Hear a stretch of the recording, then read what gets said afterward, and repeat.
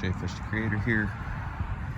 Here is my 78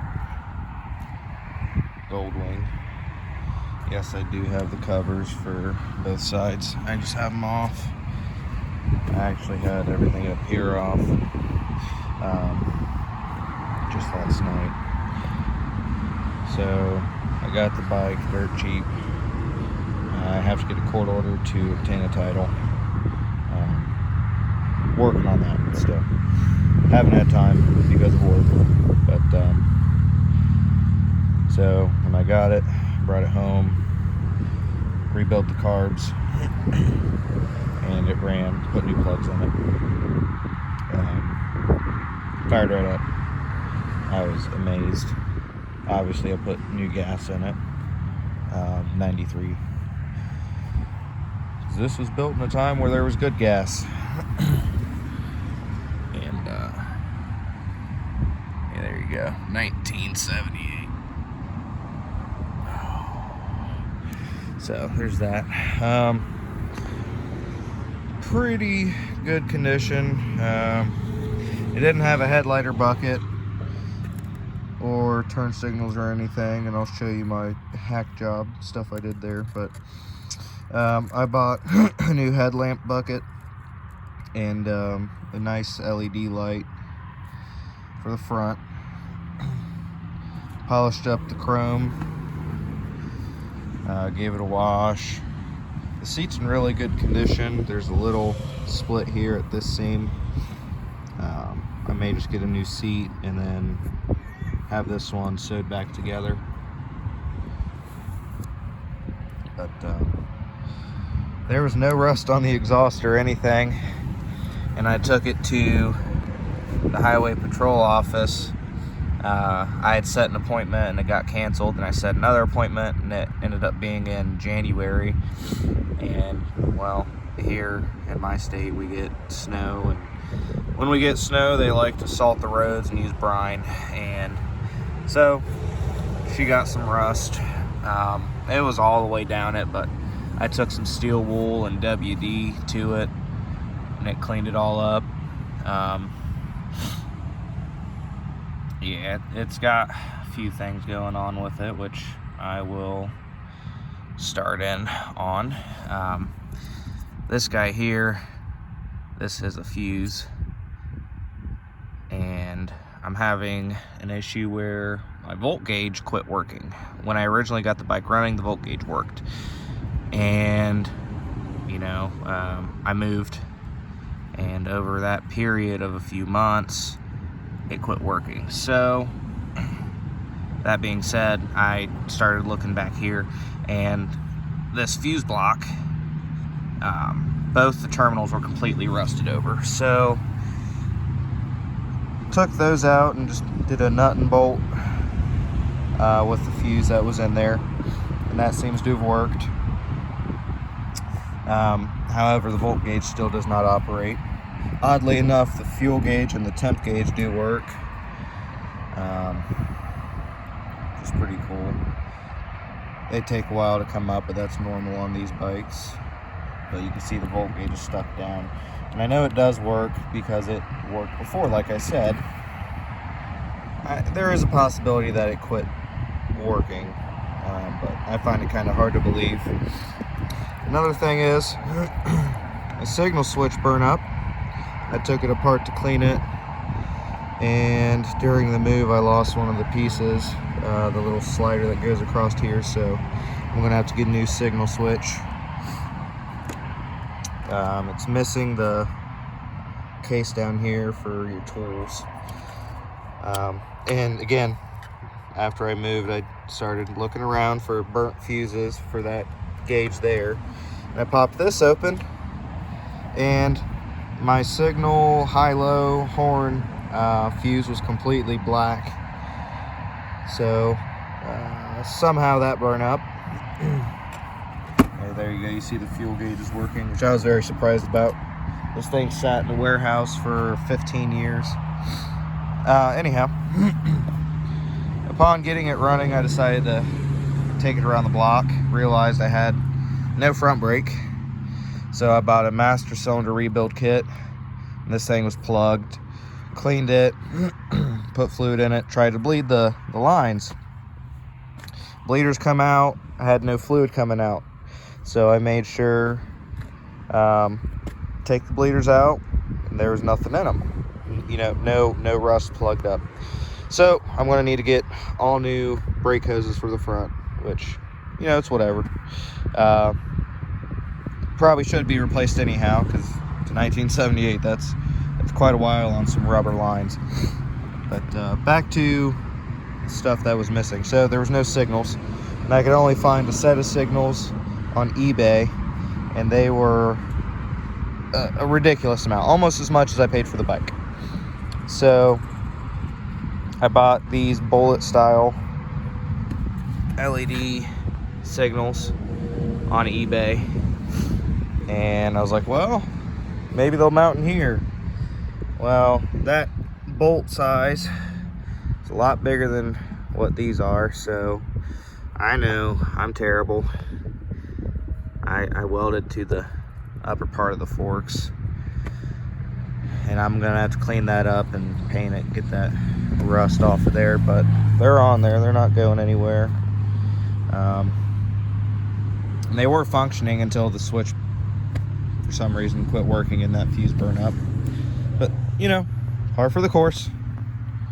Sat for a long time, didn't pay much for it, can't be too mad. And same deal back here.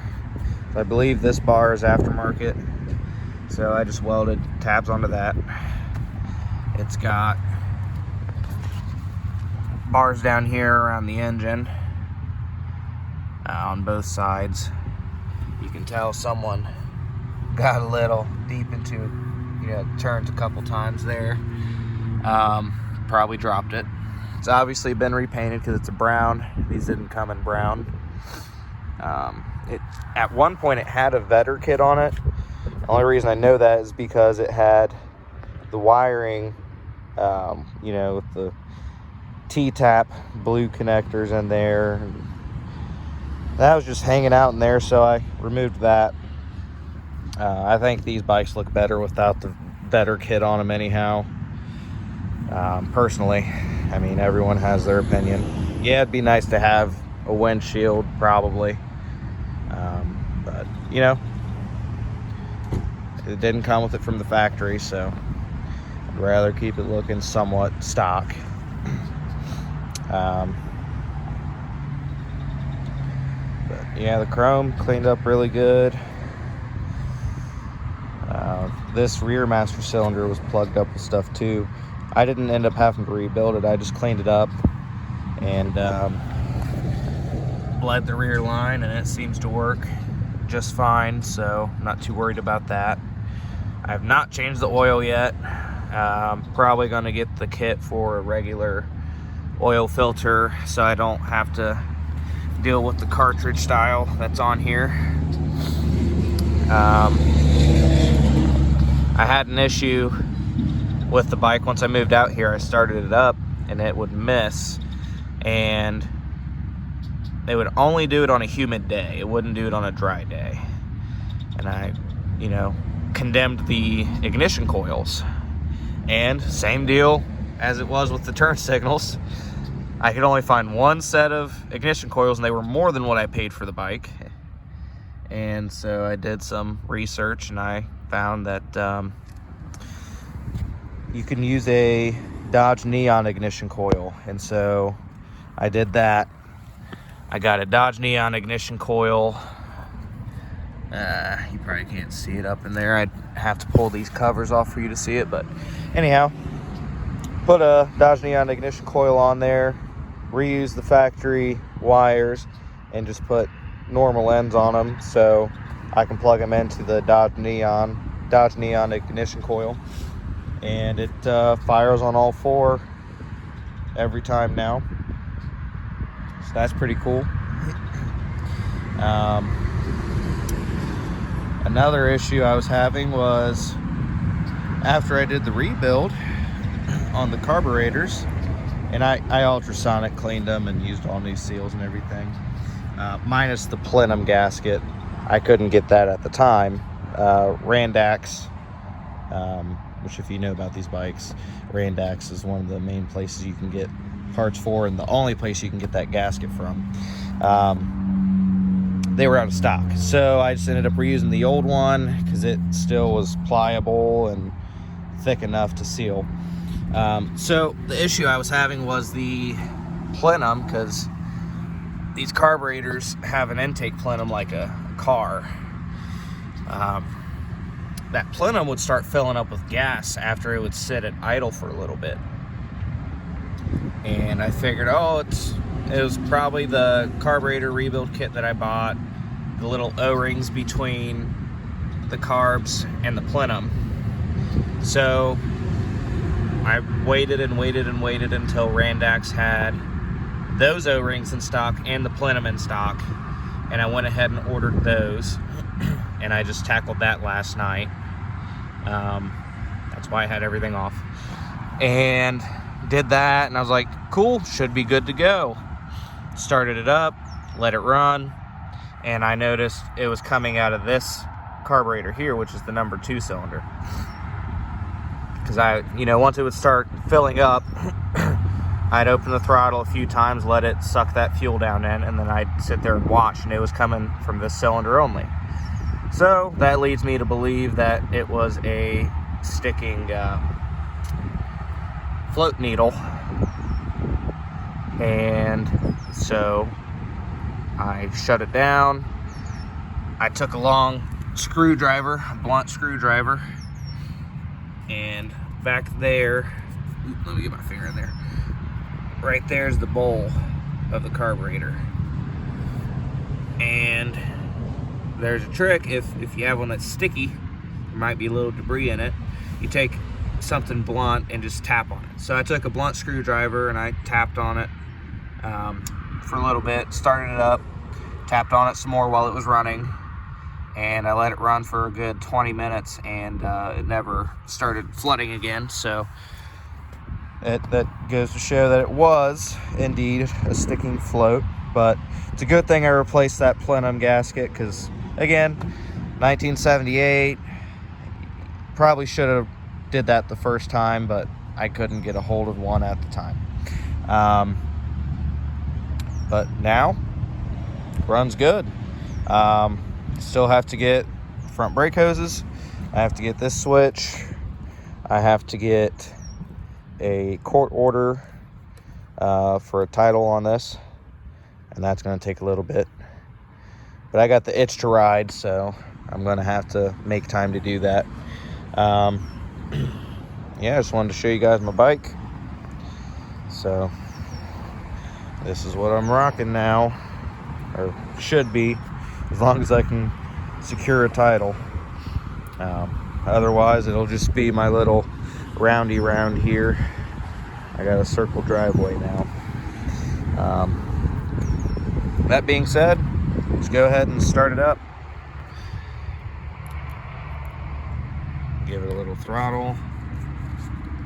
Turn the ignition on.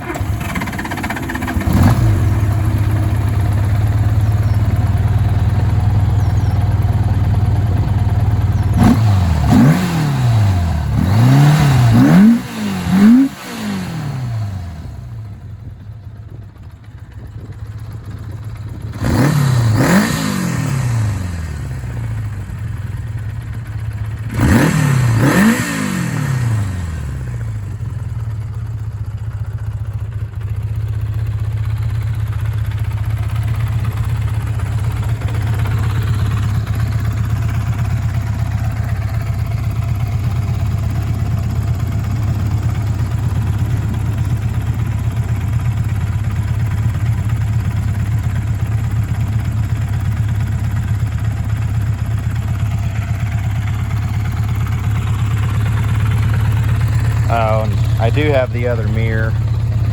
I had to take it off when I was doing the master cylinder rebuild kit, so that's still at my mom's house, because that's where I had been working on this originally. That's also where my headlight and stuff is. But yep, she's a runner. Maybe you can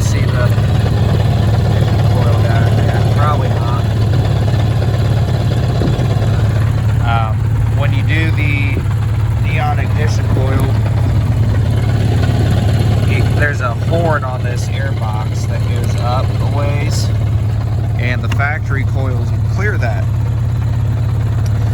When you put that coil from the Neon in there, you have to cut that horn back, and so I had to do that.